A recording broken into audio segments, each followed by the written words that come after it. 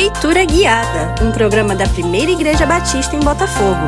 Este é seu encontro diário com as Escrituras Sagradas. Acompanhe agora o nosso estudo de hoje. Amados irmãos, graça e paz do Senhor Jesus. Hoje, domingo, dia 8 de fevereiro de 2026, nossa leitura chega então ao final do livro de Êxodo. Hoje nós vamos ler os capítulos 38, 39 e 40 do livro de Êxodo. Confesso a vocês que essa leitura compartilhada fez com que o livro fosse menos pesado, menos cansativo. Achei que quando chegasse ali na parte dos utensílios, a leitura ficaria mais pesada, mais densa, mas dividindo essa leitura com os irmãos, pelo menos para mim, ficou mais fácil, mais leve. Eu mesmo pude entender coisas do texto que antes eu não entendia, E eu espero que tenha sido mesmo para os irmãos. Bom, vamos lá para a nossa leitura de hoje. Capítulo 38, 39 e 40. São ainda textos que falam sobre os utensílios do tabernáculo, Então, a gente vai se atentar a algumas passagens de alguns versículos que se destacam. Do verso 1 ao verso 7 do capítulo 38, nós temos ali a descrição do altar do holocausto. Esse altar é o que fica fora do tabernáculo, no pátio, o chamado átrio, nas traduções antigas, onde era feito o sacrifício então do cordeiro e do animal, de outros animais. Ao lado dele ficava a bacia de bronze, na qual Arão e seus filhos precisavam se lavar antes e depois do sacrifício. Mas repare que tem uma coisa interessante lá no verso 8, quando fala da bacia de bronze. Veja: fez também a bacia de bronze com o seu suporte de bronze, dos espelhos das mulheres que se reuniam para ministrar à porta da tenda da congregação. Então perceba, a bacia de bronze ela é feita a partir da oferta das mulheres que ministravam à porta da tenda da congregação. Lá no capítulo 35, verso 22, quando é falado sobre a oferta, quando Deus pede a oferta para o tabernáculo, o texto diz que homens e mulheres, todos dispostos de coração, foram até Moisés, ofereceram ali seus pertences, e diz assim: todo homem fazia oferta de ouro ao Senhor. Então, lá nós temos homens ofertando ouro, e aqui nós temos mulheres ofertando espelhos, que eram feitos de bronze, no material da época. Então, perceba o seguinte: nesta nova aliança, essa aliança agora renovada, porque Moisés fez uma, recebeu 2 tábuas, o povo pecou, e aí ele quebra aquela aliança e aí inicia uma outra aliança agora, a renovação dessa aliança. Nesta nova aliança, há espaço para o serviço de mulheres. O texto diz que as mulheres se reuniam para ministrar à porta da tenda da congregação. Não há uma especificidade, não há como saber que tipo de serviço era esse. Há algumas hipóteses. Provavelmente elas estavam, talvez, uma das hipóteses era cuidando da limpeza da congregação ali, varrendo, tirando lixo. Há uma hipótese. A segunda hipótese é o trabalho como porteira. Elas serviam de porteira para quem fosse entrar na tenda da congregação, mas também poderiam estar ali oferecendo algum tipo de trabalho espiritual, que é a terceira hipótese, orando, louvando a Deus, exercendo ali algum serviço de espiritualidade. Bom, a gente não tem como delimitar qual é este serviço.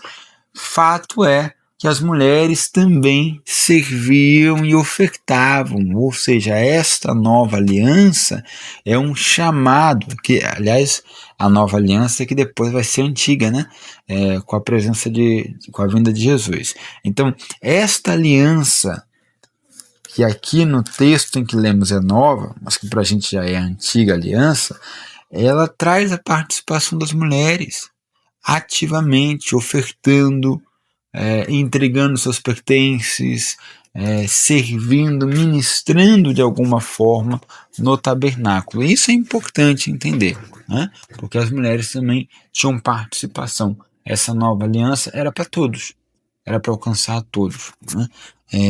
Bom, em seguida o texto do verso 9 até o verso de número 20 fala sobre o átrio e o reposteiro, que são o pátio, né? Trata-se do pátio, e do verso 21 ao verso 31 fala da prestação de contas. E aí é importante, porque esse verso 21 ele está ocorrendo paralelo ao número de números. O número de números está sendo ali feito, boa parte dele já foi escrito, e aí está sendo feito ali a prestação de conta de tudo que foi usado no tabernáculo, né?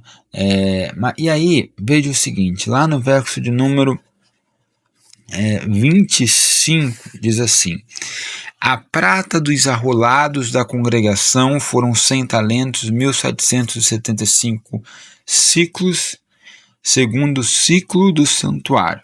Um beca por cabeça, isto é, meio ciclo, segundo o ciclo do santuário. De qualquer dos arrolados de 20 anos para cima, que foram 603.550.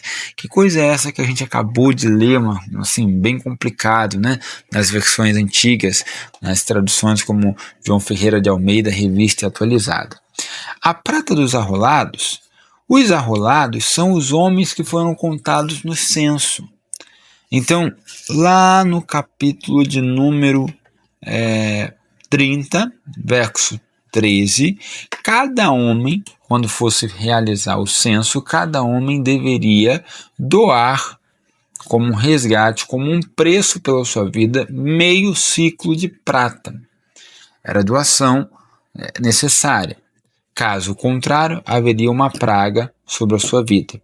Então, cada homem doava meio ciclo de prata. Em Israel, neste momento, havia ali 603.550 homens. Esse número está lá no verso 26 e também está lá no texto de Números, capítulo 1. É a contagem dos homens, então havia 603.550. Essa quantidade de homens, 603.550, doando meio ciclo de prata, então nós vamos ter o valor que está ali no verso 25. A prata dos arrolados da congregação foram 100 talentos e 1.775 ciclos, né? O que equivale, nas medidas atuais, a mais de 3,5 toneladas, tá? A mais de 3,5 toneladas de prata. Ou seja, é muita coisa, Cada um doando um pouquinho, cada homem doou meia grama de prata, meia grama, é um valor simbólico, mas isso pra gente é um princípio de quando nós nos juntamos no pouco, Deus criou muito. Se na igreja, se na obra de Deus, cada um fizer um pouquinho, cada um se doar um pouquinho, cada um se entregar um pouquinho, nós teremos muita coisa, nós teremos muito trabalho, nós teremos muito resultado. Então, meia grama, né? Meia grama de prata gerou mais de 3,5 toneladas de prata. É muita coisa, né? Então, o nosso trabalho aí juntos pode gerar muita coisa para a obra de Deus, né? Bom, e aí, essa é a parte interessante, né, do capítulo 38. Vamos então para o capítulo 39, onde são feitas as vestes sacerdotais. E aí, repare o seguinte, o verso 1 diz assim: fizeram também de estofa azul, púrpura e carmesim as vestes finamente tecidas para ministrar no santuário, e também fizeram as vestes sagradas para Arão, como o Senhor ordenara a Moisés. Esta última frase do verso, como o Senhor ordenara a Moisés, ela é um refrão que vai se repetir mais de 15 vezes nos capítulos 39 e 40. Então, o tempo inteiro, quando falar de cada item ali da vestimenta, ele vai repetir esse refrão. Então, veja, fizeram as vestes, né? O verso 1 é uma introdução, como o Senhor ordenara a Moisés. Aí ele diz lá no verso de número 5, o cinto de obra esmerada. E no final do verso, segundo o Senhor ordenara a Moisés. Aí no verso 6 vai falar das pedras. E o verso 7 encerra, segundo o Senhor ordenara a Moisés. Então, vai indo assim até o verso de número 31. Cada item da vestimenta é segundo o Senhor ordenara a Moisés. Isso irmãos, isso representa duas coisas. Primeiro, a aprovação de Deus. Primeiro, o povo ouvindo a voz de Deus, que não ouviu no passado, agora o povo está ouvindo. O povo está executando a vontade de Deus. Essa é a primeira ideia. O povo está sendo fiel a Deus. A segunda ideia é a seguinte: esse texto também está baseado lá na criação, no relato do Gênesis, onde Deus vai dando forma ao mundo. E aqui, quando as pessoas vão trabalhando, elas vão dando forma àquilo que a palavra de Deus foi dada a Moisés. Então ele pede para fazer segundo tudo que foi mostrado a Moisés, e o povo vai fazendo.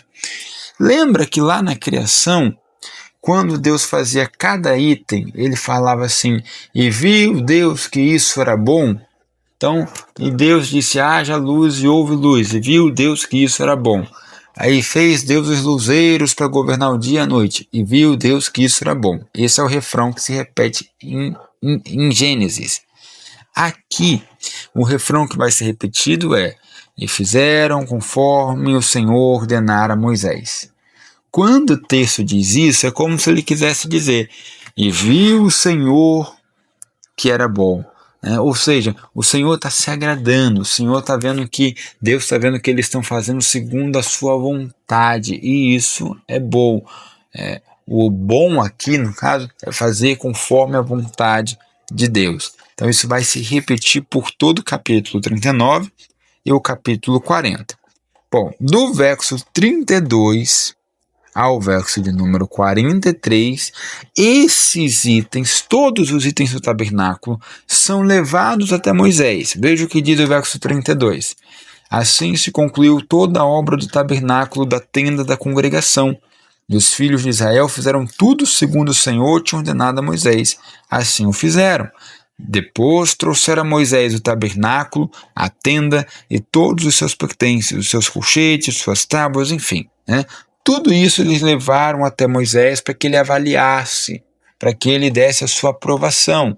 E olha como está o verso 43, que diz assim: viu, pois, Moisés toda a obra, e eis que a tinham feito segundo o Senhor havia ordenado, assim a fizeram, e Moisés os abençoou.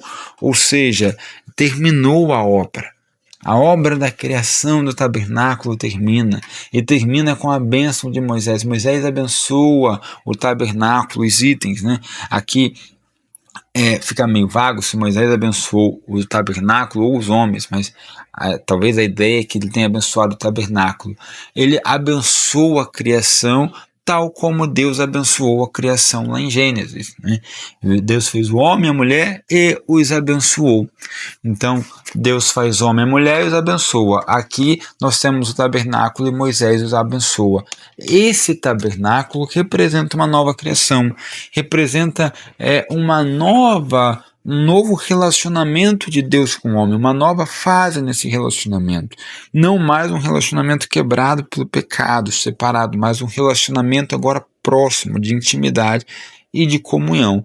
E Moisés, então, abençoa o tabernáculo em um novo relacionamento de Deus com o seu povo, uma nova criação. E assim, vamos para o capítulo 40, o último capítulo, do verso do livro de Êxodo.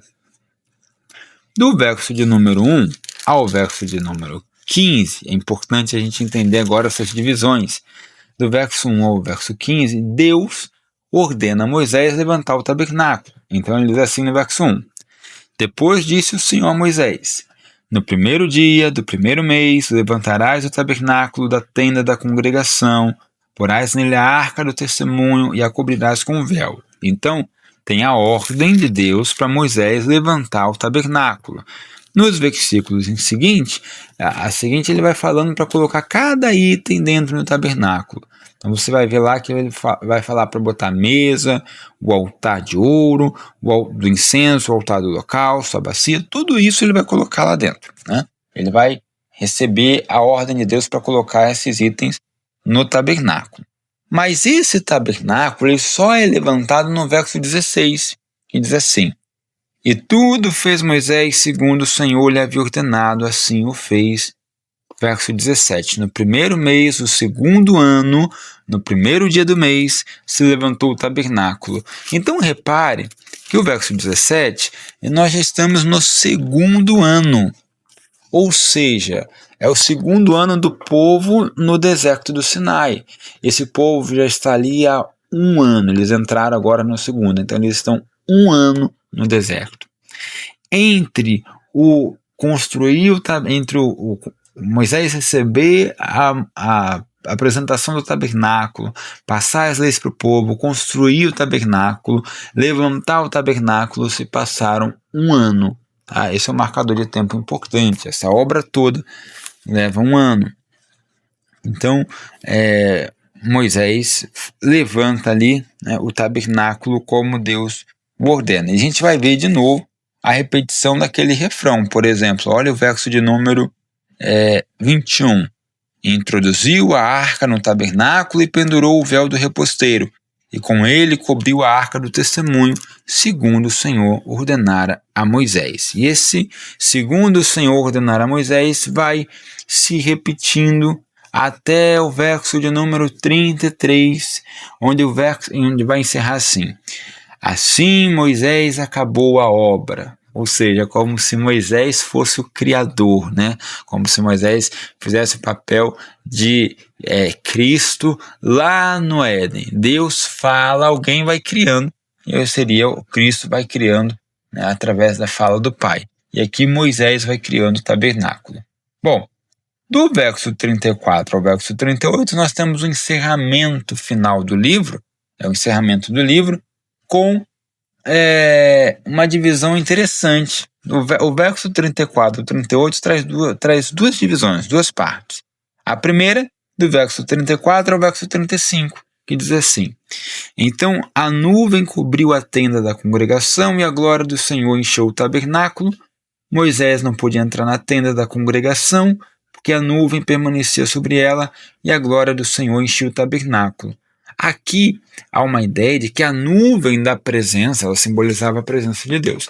Ela desce e vem até o tabernáculo indicando a sua aprovação, indicando o seu agrado, indicando que as coisas foram feitas segundo ao seu querer e a sua vontade. Então a obra está aprovada e ele desce para aprovar, para selar esta obra, concordando com ela. E do verso 36 ao verso 38 é uma outra parte que diz assim: quando a nuvem se levantava de sobre o tabernáculo, os filhos de Israel caminhavam avante em todas as suas jornadas. Se a nuvem, porém, não se levantava, não caminhavam, até ao dia em que ela se levantava. De dia, a nuvem do Senhor repousava sobre o tabernáculo, e de noite havia fogo nela, à vista de toda a casa de Israel, em todas as suas jornadas. Então aqui essa nuvem, ela não está ali só parada, aprovando a obra, ela está acompanhando o povo, ela está guiando o povo. Então no capítulo do verso 34 ao 35, essa nuvem aprova a obra. Do verso 36 ao 38, ele guia o povo, ela dá direcionamento, ela caminha com esse povo, é Deus habitando no meio do povo. Com isto, ele está cumprindo a promessa lá do capítulo 29, verso 45. Lá em Êxodo, capítulo 29, verso 45, Deus promete habitar no meio do povo. Ele diz assim, olha: e habitarei no meio dos filhos de Israel, e serei o seu Deus, e saberão que eu sou o Senhor, seu Deus, que os tirou da terra do Egito, para habitar no meio deles. Eu sou o Senhor, seu Deus. Então, essa promessa, ela está se cumprindo aqui no capítulo 40. Deus, então, vem habitar no meio do povo, na sua nuvem. Ele está ali, habitando com o povo, guiando esse povo.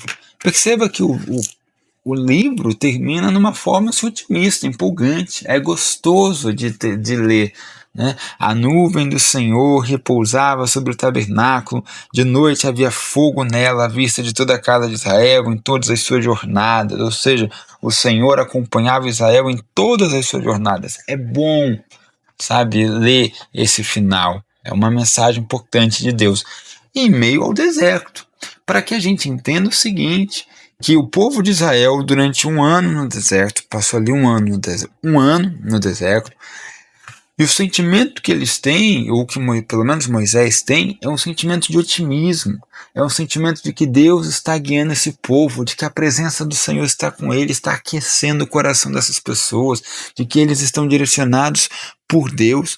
Então, mesmo em meio aos desertos, havia ali um sentimento de otimismo e de bom ânimo, porque Deus estava acompanhando o povo. Que nos desertos da sua vida, você tem esse mesmo sentimento. Deus está te acompanhando. Deus está ao seu lado em toda a sua jornada. E é Ele quem dirige os seus caminhos. Amém?